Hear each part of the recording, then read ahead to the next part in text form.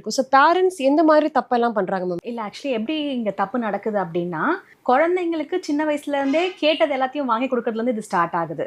அது இல்லாம இந்த ஹேபிட்ஸ் இப்ப வந்து ஒரு விஷயத்த அவங்க கிட்ட ஒரு பணம் வருதுன்னா, ஃபர்ஸ்ட் அக்கவுண்டபிளா இருக்கணும் அந்த பணம்.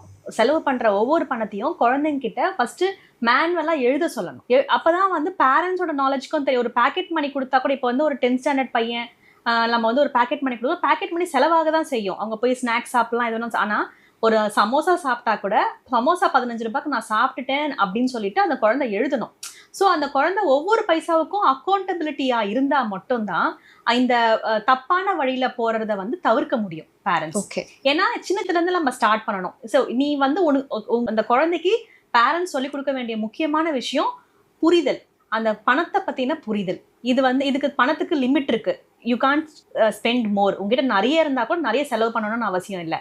100 ரூபா இருந்தா கூட அதுல 50 ரூபாய்க்கு செலவு பண்ணிட்டு 50 ரூபாவை நீ வச்சிருக்கலாம். அதை வந்து அந்த மாதிரி நீங்க சின்ன வயசுல இருந்தே எதுக்காக செலவு பண்றாங்கன்றத ரொம்ப உன்னிச்சு பார்க்கும் போது அந்த குழந்தைங்க யோசிச்சு அந்த ஸ்பெண்டிங்கை வந்து ஸ்டார்ட் பண்ணுவாங்க. அப்ப தப்பான வழியில போறதுக்கான ஆப்ஷன் ரொம்ப கம்மியா இருக்கும்.